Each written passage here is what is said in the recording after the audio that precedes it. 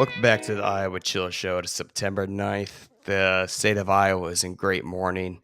We will get to that later in the podcast, but congratulations to the Iowa State Cyclones. I'm Nathan Creeps, joined by my co-host, Bryce Portscheller. Bryce, you are in Utah. We're out in Tule, Utah, just south of Salt Lake City. So How was your if things how look was your different on YouTube, that would be why. how was your trip out there? It was good. We did 8 hours first day, 8 hours second day. Stayed in Boulder, Colorado You on stayed in Saturday Boulder? night. Yeah, How was awesome that? town. So cool. Kind of reminds me of like a mountain town, Iowa City. I think I've driven right through Boulder because I did a similar trip. Went to the Rose Bowl back in 2015. Yeah, you would have come out that FML. way. Yeah. Yeah, we had to drive through a blizzard in this Iowa that night. I remember it was like 11 o'clock at night where we knew we had a 28-hour drive ahead of us to get to Pasadena. And I was so anxious. I'm like, let's go. We were like a foot of deep snow, but we trucked our way. It took us like 8 hours to get to the western side of the state of Iowa. Once we got to Nebraska, worst drive of my life, by the way. Oh man, dude, the first day of How driving boring is is that? horrible. And to anyone that says Colorado is super cool, like that's I think consensus in our car, very overrated. It feels a It's lot like Nebraska and Iowa, to be honest, until you get to the mountain part. until you get to the Rocky Mountains, and then it It's was very. super cool. I do remember going through Boulder. You seen the Colorado Buffalo fans out there?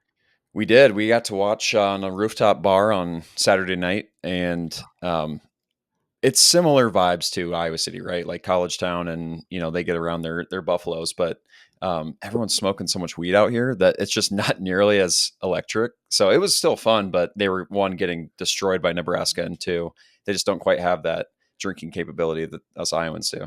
Hey, Rad, get a little high. Yep, yep. It's definitely just you feel it right away. Everyone's just super mellow, and yeah, cool overall. So we got into Utah yesterday, and now I'm sitting in I the basement.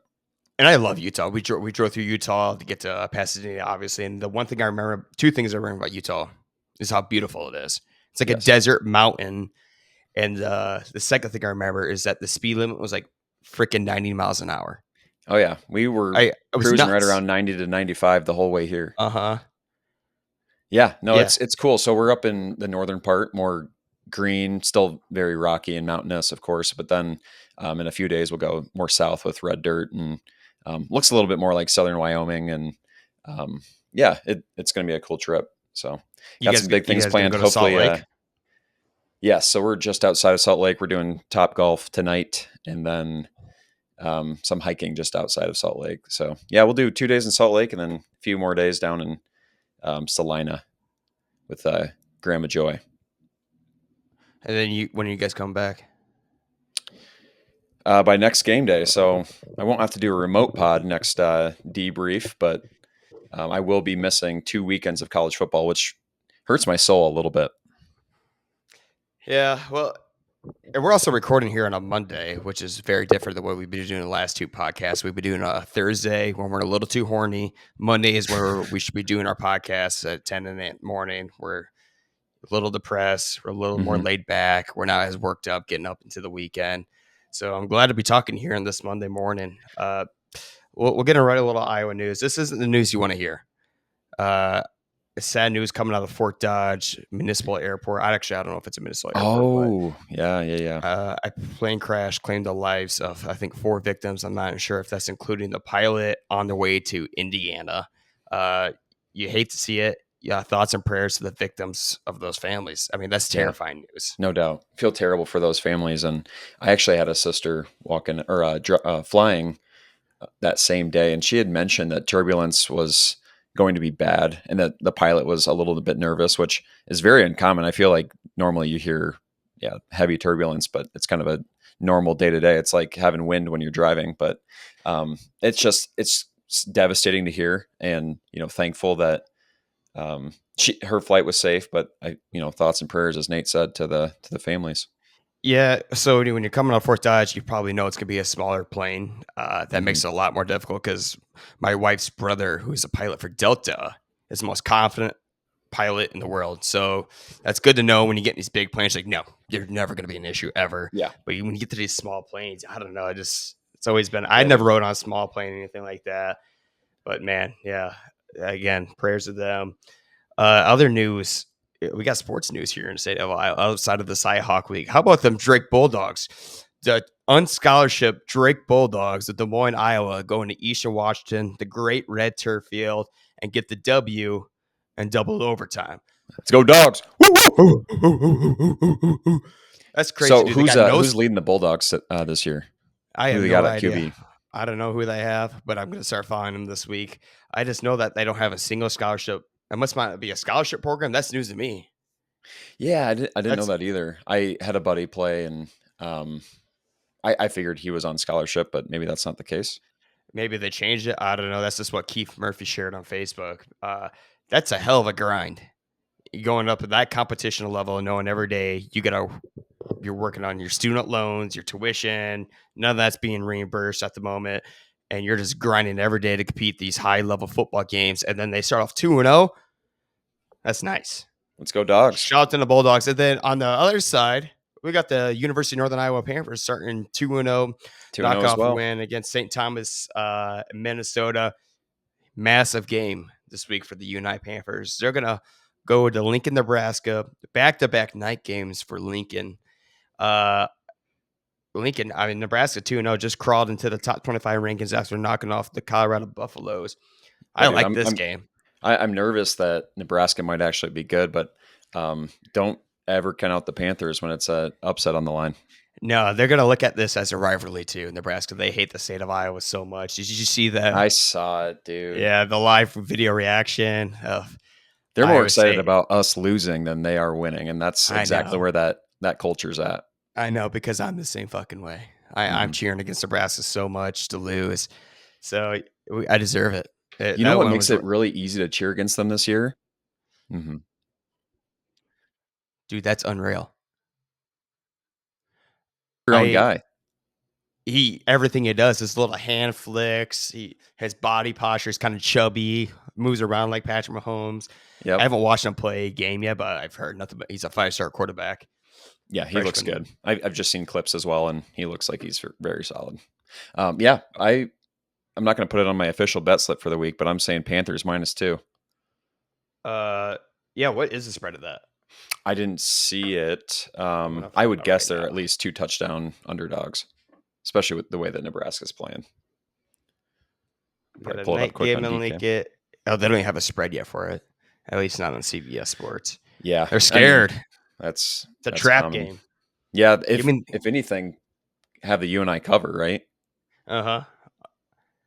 Absolutely. Yeah, I'm hoping to get at least one UNI game. All right, where are we at?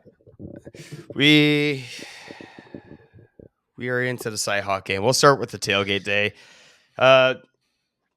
It was the most perfect weather day I've ever experienced in my life, and right there is when I knew that was suspicious. That was a recipe for disaster for the Iowa faithful. We get to the parking lot, and we get there 20 minutes early, but people have been there for, it looks like, almost an hour. So we're struggling to find parking. There's no cellular service going on. Your typical Iowa State tailgate. It was a good time. But like I said, the entire day, I just kind of felt wrong about it. I feel like almost like a sixth sense. Yeah. I was like, we're taking this too chill. And this is why I hate this game sometimes. Like I was mentioning last week, I just hate, if it was a Penn State or Wisconsin, Ohio State coming in, I'm pumped. Let's go. I'm pumped all week. I want to watch this game. I'm ready for the game. But when it comes to Iowa State game, I'm almost sick to my stomach. I want closure. I don't even want to watch the game. Like, just tell me who freaking wins. I don't want to have to experience it. And that's exactly what I felt. And not just myself, but yeah, I kind of got that vibe from a lot of Iowa fans. But I was... before we get deep into the game, tell me about the tailgate atmosphere. Finkbein, it's just not the same as Mortal Lot, man. The reason, well, I mean, at least for our tailgate anyways, because it really segregated our group. Because like I said, we got in 20 minutes early, but we were an hour late compared to everybody else.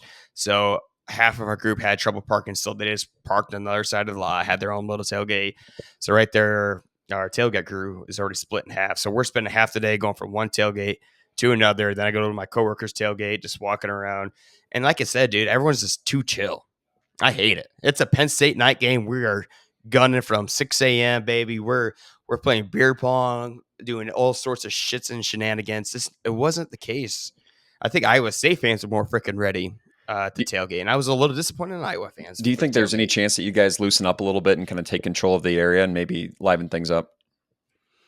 Moving forward for the rest of the year, Yeah. I have sad news. You know the Blants. Yeah. So for those watching, we have a friend shot the Tyler Griner. He's owned a Hawkeye ambulance for the last 5 years. Bought that. I don't know where the hell he bought that thing at, but it's a sweet Hawkeye ambulance. And because of the murder lot situation, he was kind of put in a position to hell, storage is the pain in the ass. I need to sell this thing. And officially sold this week. And I knew right there and then when I found out this thing sold on Thursday, we were fucked.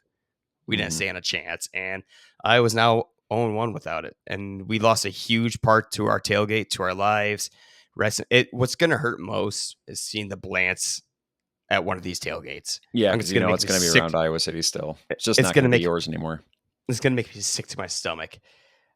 So right there, tailgates is not the same until we get back to the Myrna lot, get the crew back together. We're gonna have to buy a Hawkeye van or something. Mm-hmm. Uh, so I don't know. We go to we wrap up tailgating. I think by we go down to my neighbor's tailgate, a little closer to Carver Hawkeye Arena, and he does one big stand a year, a taco stand. It Let me describe his taco stand. Yeah, it looks like a beehive sitting on this big wagon thing, and he's just shaving the meat off it. Oh wow, one of those. It's like marinating up there. I don't know what the hell he's doing, but it's the best damn tacos I've ever had in my life. My brother says that when he gets married someday, they're gonna have Caesar bring that taco stand to the wedding, Oh, and everybody. absolutely. That would It be a was huge so party favor. it was so bomb, and that wrapped up our tailgate. And went to the game a little bit early this time, and I don't know. The juices were starting to get going. Uh, Start the game off.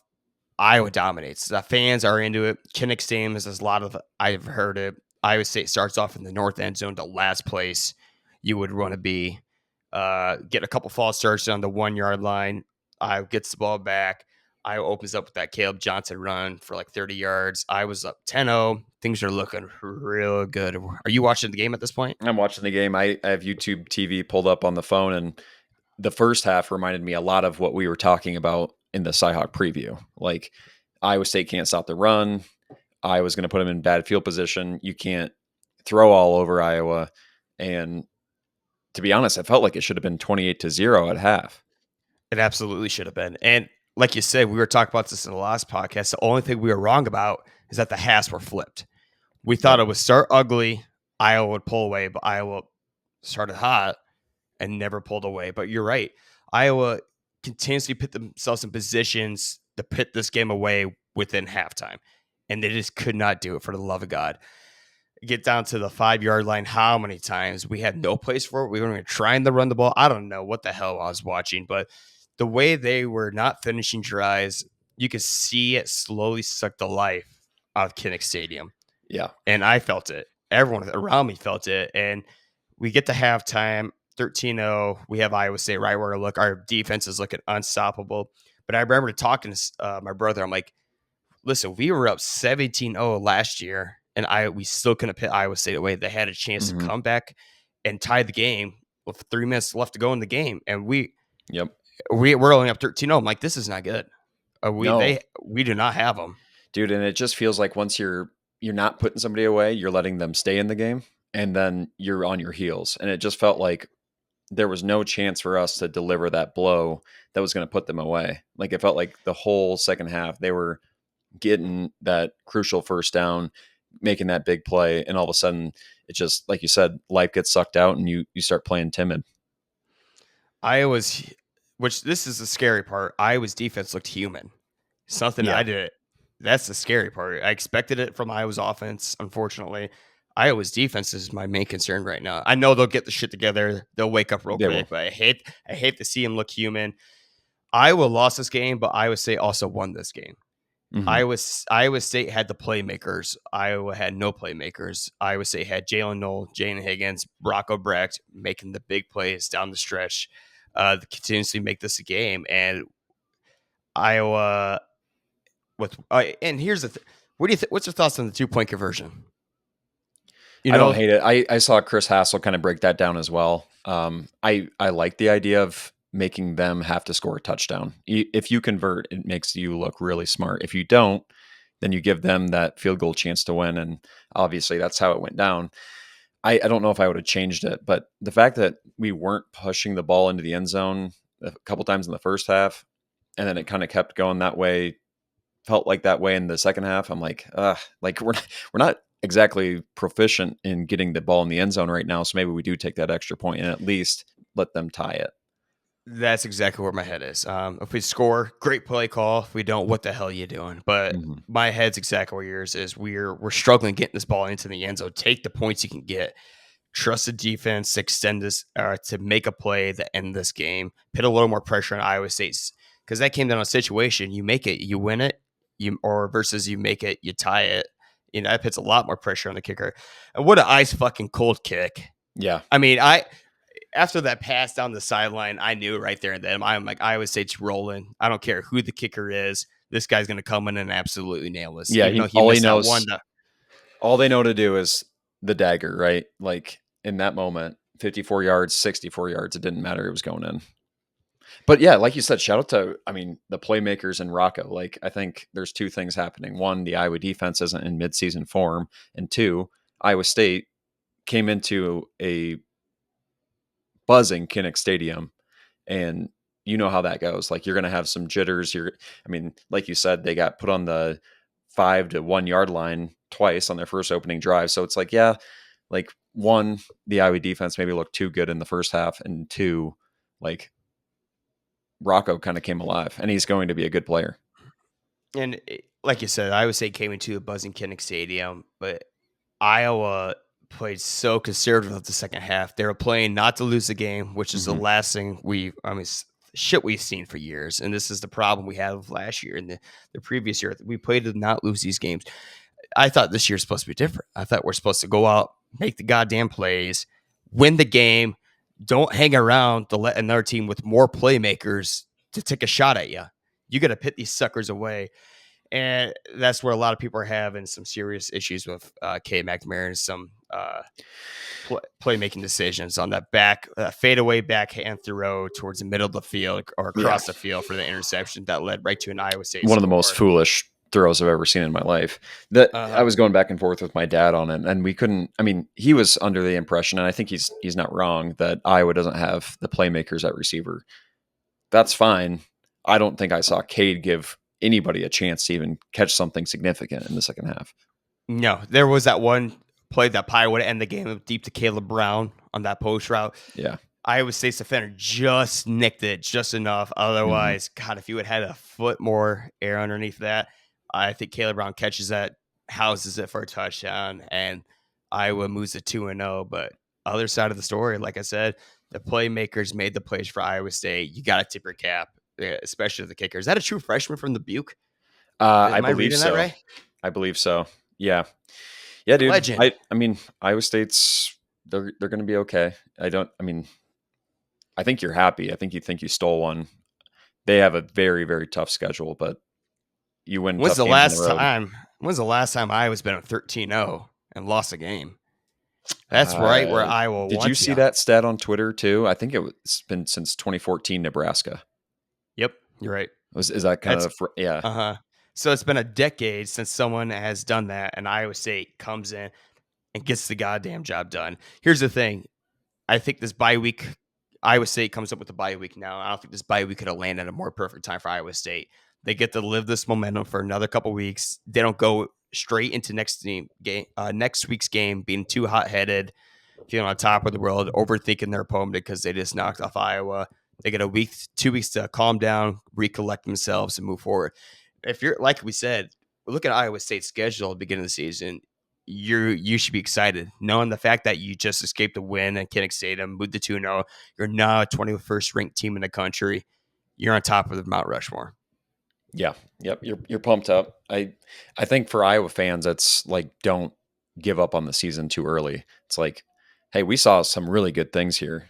Win the games that you're supposed to moving forward, and maybe an upset over at Ohio State. It's not over yet. And as a fan, I don't want to be over yet. Like you can't be in week 2 and think, just because we're it's a uphill battle now to get to the playoff. Like I'm watching The, every game. these are losses that whips Iowa back into shape. I've seen Hmm. it with my own eyes. Dallas Clark Sr. year that lose to Iowa State. They go on to win the Big Ten championship.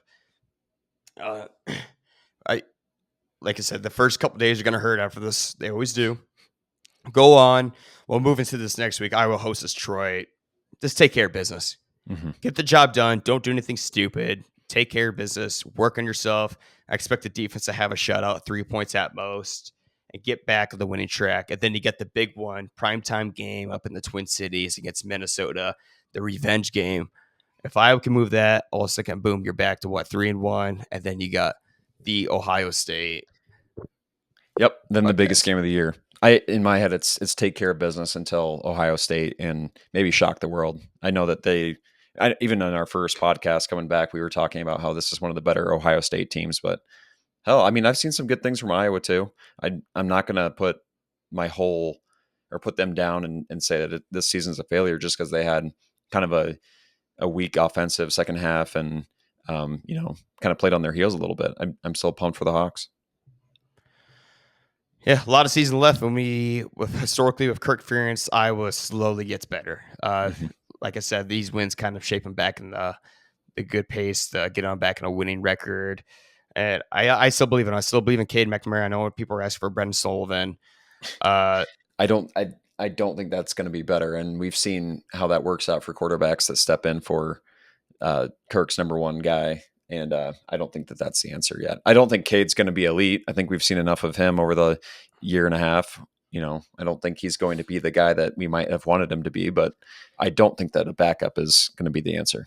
no, and I hate that. I hate to sit here and admit with Kirk Ferentz on his post game press conference saying, he's still trying to get back in football shape. Kirk's never saying anything stupid, saying stuff just to common answers just to piss us Iowa fans off.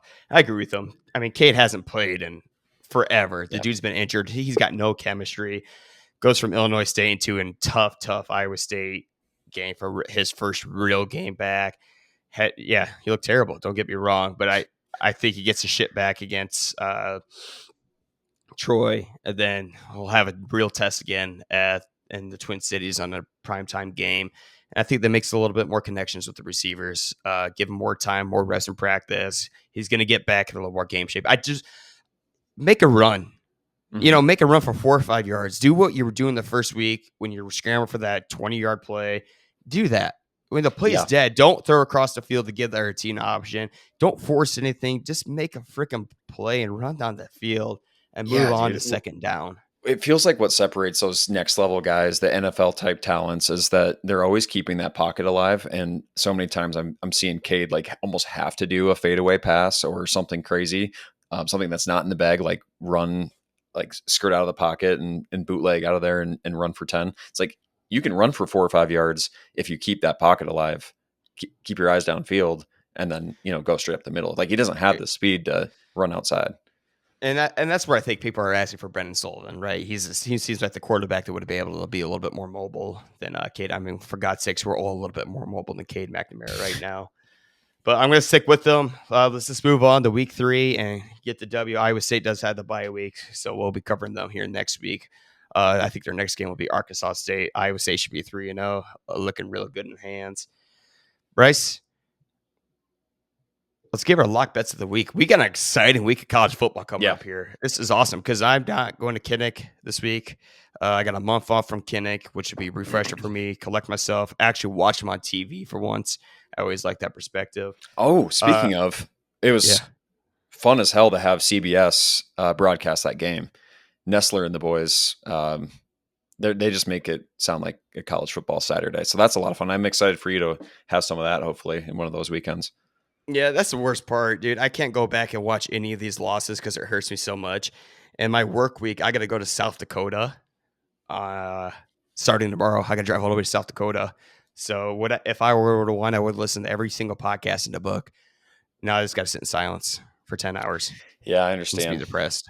Hey, good for Iowa State. 2 wins in a row at Kinnick. Yeah, I feel for you, though, that it's going to be a long week for you until they get that next W under the belt. Yep. Go ahead. Shoot me your first lock bet of the week. First lock bet of the week is Iowa bouncing back against Troy, putting up at least 23 points and holding Troy to 0 for a minus 22.5 over Troy. Yeah, I absolutely love that. I think Iowa comes out thundering. They're pissed off. Hopefully, it's a great week of practice. They pit it right to Troy.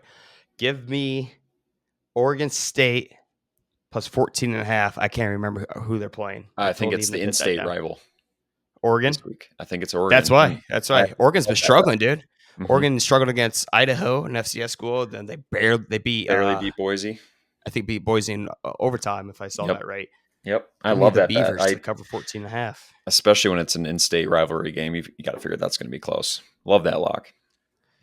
I'll follow us back here. Yeah. Give me Colorado State plus 8 versus the Buffaloes. I've not seen anything from the Buffalo since maybe week 2 last year against Nebraska. So I love that bet as well. Shadeur and the boys are definitely overrated. Yeah, Their offensive I line love is that. terrible. Yeah, it's a lot of the problem, and They you got can 2 only do players so at much. Colorado. That's it. You stop those 2 players, Sanders and Hunter. Things are going to look pretty good Yeah, for you're you. in a good spot. Bet number 2, Big Ten covering 15.5. Wisconsin, Alabama. Wisconsin plus 15.5 on Alabama. Bryce, my third and final bet is I got Wisconsin covering 15.5 at Camp Randall for the big noon kickoff. Dude, I can't wait for that game. This is there needs to be more games like this. Yeah, Bring the SEC up north. I wish it was a November game. And then come to a cold, brisk night in Campbell or Camp Randall. Yeah, I can't wait for this game. Yeah, give them that Lambeau treatment. All those teams that have to travel to Green Bay on a cold December afternoon. I like it, especially because Alabama has to come up, and you know that every Big Ten school has said these words: "Bring us Bama." Yep, and there's a very good chance that Alabama goes in there and rolls them by at least 30. Oh, 100%. Yeah, they Uh-huh. they don't look quite. Yeah, I mean, no doubt. Don't ever listen to us when it comes to betting. Yeah, this is not betting terrible. advice. Yeah, it's still Bama, and It's No just Row sexy. looks great, and even without Saban, they look like they're running a tight ship. Final bet: Miami, maybe the hottest team in college football, over Ball State minus 36.5, and that's a huge spread to cover. But Miami looks really good. Yeah, I saw them play one game this year against Florida. I think they went to Florida, their rivals, and beat them by 30. Yeah, they crushed them in Florida. I don't know what happened to that program, but they're in shambles. Yeah. Well, those are our lock bets of the week, Bryce. Well, it's time to get back to our favorite segment of the week. Last week's segment was, I don't even remember what last week's segment was. Oddest town names, and yeah. This one, I think this might be our favorite one we've done yet. Guys, we are going to be ranking the top 7 wonders of Iowa. I'm pumped for it. Go ahead. Can't wait to see. I think we're going to have a semi-similar list, but I reserved the best for last. And I'll start off with number 7, Albert the Bull from Audubon, Iowa. The Big Bull. Isn't it like the world's largest crafted bull or something like that? Yeah. They find a way to make it world's largest. I don't know if he's like physically the biggest structure, but he's the biggest structure of the way he was constructed. Yep. I think a lot of our list is going to be stuff that world's largest, because Bryce, my number 7 is world's largest truck stop on I-80 outside of Walcott, Iowa. Yeah. Love it. Hell of a spot. And if you're Roy Higgins driving from the east, it sounds like he made a pit stop into the world's largest truck stop and had himself a great time. Also a great follow on Twitter. Yeah, I love it, but it's also too big for me. It's overwhelming, so I never go to it, but I like looking at it. Yeah, we actually just stopped at a Buc-ee's yesterday, and gives you similar vibes. It just kind of feels like a mall that, you know, if you're looking for that quick gas station stop, it might not be for you. You snaking? Number 6? Baby. Yeah. Number 6, give me the world's largest grain bin in Mason City, Iowa. Bryce, this grain bin holds Okay, tell me more about this one. This grain bin holds about 2.2 million bushels of grain. It's massive. I've seen pictures of it. I don't know how that compares to other grain bins, but that seems like a lot. Yeah, it seems like a ton. I mean, anything in the millions, you start talking. That record should be in Iowa. Mm-hmm. Yep, and I love that. And it rightfully is. I've never heard of that, actually, which is surprising, because occasionally we'll do a world's largest or a list of, odd things in Iowa. I've never even heard of the world's largest grain bin. Yeah, Great, yeah. great find. Number 6, I got the world's largest wooden nickel, which is literally only on this list because I I laugh every time that we have this many world's largest things that are just so Uh-huh. underwhelming. It's not worth even going to see, but we have it.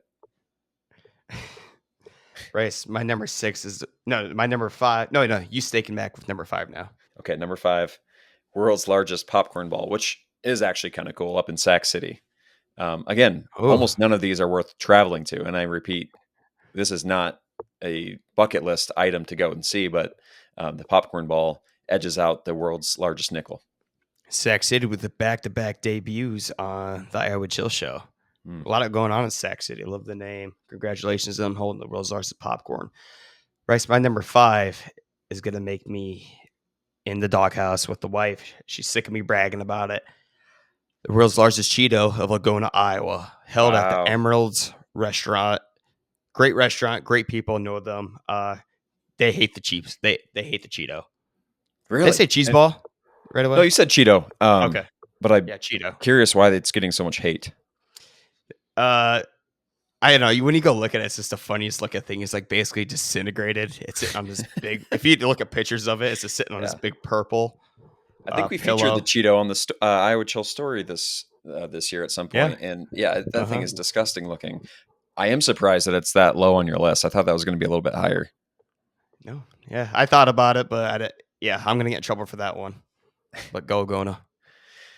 Number I got 4, to. yeah, Yep, I'll snake us back with number 4. Give me one of my favorite roads in Iowa. We're going to Burlington, Iowa, with the Snake Valley Road. Snake Alley is cool. I've been there one time, and Maybe I was under the impression at the time that it was the curviest road in the world. It is not. I think there's one in San Francisco that's a little curvier, but still what? pretty fun. Yeah, Damn, I thought it was too. That's why I put it on here. yeah, yeah. It's still very cool, very curvy. Number 4, world's largest frying pan, Brandon, Iowa. Um, I don't think it's actually even the world's largest frying pan anymore, which is like all these things are hilarious to me because somebody in Florida, I think, now holds that record. And so now there's just a giant frying pan in Brandon, Iowa that doesn't even have a world's largest tag on it. That's a bunch of bullshit. Am I snaking or are you snaking? I think it's your turn now. All right. Number 3. So now my top 3 have already been named. And I think that goes to show how much effort I put into this list. And I promise to do better. World's largest truck stop at number 3. Bryce, my number 3 is the Great Frying Pan of Brandon, Iowa. You don't just drive down the Avenue of the Saints and see the Brandon exit and not think that mother effing frying pan is a couple miles away from me. Mm-hmm. I've only seen it once. Yeah. Have you ever been to it? I have, yeah. And I believe it was like for like a gas station stop or something. Yeah. For some reason, you end up seeing a lot of these things if you're an Iowa native, and almost none of them are actually worth going to. And yeah, like we said, I don't even think it's the world's largest anymore, which is even funnier. My number 2, Bryce, is one of my number 2 is probably my favorite. If you see a picture of it, I really want to go see this road up in northeastern Iowa, outside of Harper's Ferry. Give me the Great Roller Coaster Road. You ever heard of it? Interesting. Also, never heard of that one. You're pulling out some really good ones. You got to go look up a picture of this thing. It's sweet. Okay, It's a gravel I'm putting that road. on It's the list. Just it's literally awesome. looks like a roller coaster. Yeah, it does. That's dope. All right, that's going to be some future content on the Iowa Chill channels for sure.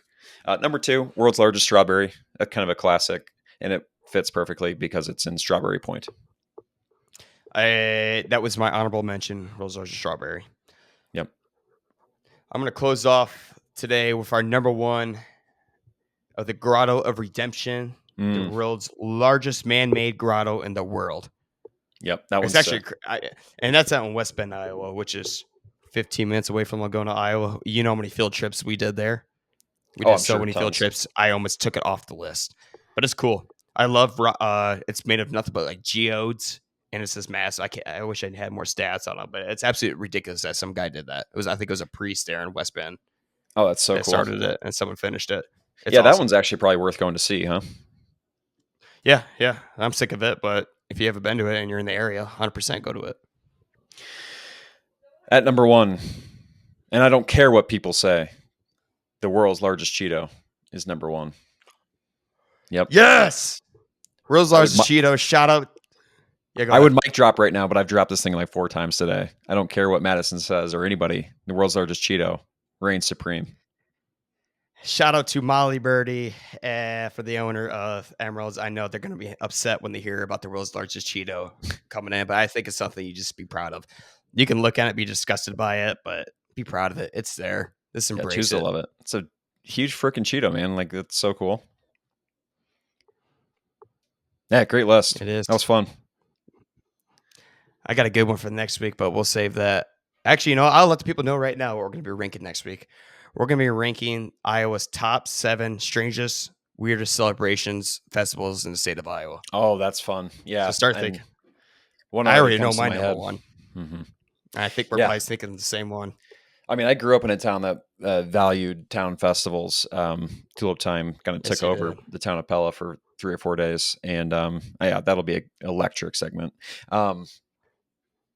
Yeah, man, I don't even know what to think. I feel like my brain's been in a total fog just driving out west, dealing with this Hawkeye loss. But I think we pulled it together today and put together a little show. Yeah, I'm already feeling a little bit better today. It's good just get on here, bitch a little bit, move forward. The rest of my week, well, I guess today starts in a very important day for me. I start my allergy shots. I have to go every single Monday for like half a year or something like that. Every single Monday, I have to go and get a shot. And then after that, it's like every 3 weeks, for every like 3 out of 4 weeks, I have to go get another shot for like a couple another months and stuff. After that, it's like every other week. So my life is gonna be committed to getting shot for these allergies. So you get these shots and they prevent allergies, correct? Yeah, but it apparently takes like 4 years to do so. Yeah, that's what I don't get. Every time I hear somebody talk about this thing, I'm like, I don't understand why people are torturing themselves with this many shots, and it's not even like a guaranteed effectiveness. Dude, fuck my life. I got it bad too, man. I totally sympathize with it because even driving out here and being exposed to different plants, it's like I'm realizing I'm allergic to fucking everything.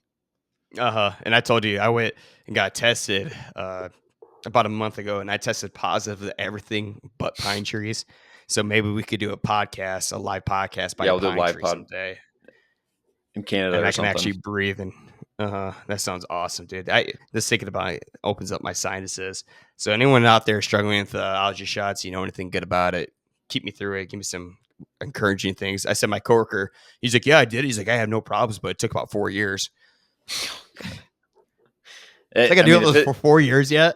If it does work, I think I would do it because I would definitely pay money to not have allergies anymore. If I had a time machine, I'd go back and beat my 25-year-old self up for not starting this 4 years ago. Yeah, and then you'd be living in heaven now. I could be liberated from this curse. But credit to me, that's my win of the week, man. I'm finally getting it done. The wife really got on my ass. She's like, I'm sick of you not being able to breathe. I've taken Benadryl every single night for like the last 3 years just to sleep. So yeah, I clearly have some type of issue. Yeah, for sure. And I could see the welts that you were posting on your story, or maybe you were just sending them to us, but you are literally allergic to everything. Yeah, so that starts here in about an hour or two. All right, good luck with that. We're going to be, I think, hitting the road for a hike here soon. Yeah, just outside Salt Lake today, and then, like I said, kind of heading down south to more of the red dirt later on in the week. But kind of pumped for the week in Utah. You should bring me back some dirt in a Ziploc bag. I'd love to hang that up if you could, please. All right. Yeah, I'll scoop some dirt for you. Guys, thanks for joining the Iowa Shill Show here. If you're an Iowa fan, just keep battling, get through. We'll move on. If you're an Iowa State fan, enjoy the hell out of it. Congratulations to you, guy. Let's have a week. Nate, can we get you on record saying it's a Cyclone State? It's a Cyclone State. It's a Cyclone State, and we're just living in it. It's also a Bulldog State, though, too. And a UNI State for this week. Yep. Enjoy it for the year. We'll do it again next year. Just west of the Mississippi. Kicking back, yeah, evidently. Everybody grab your people, come and gather with me. City folk, redneck, and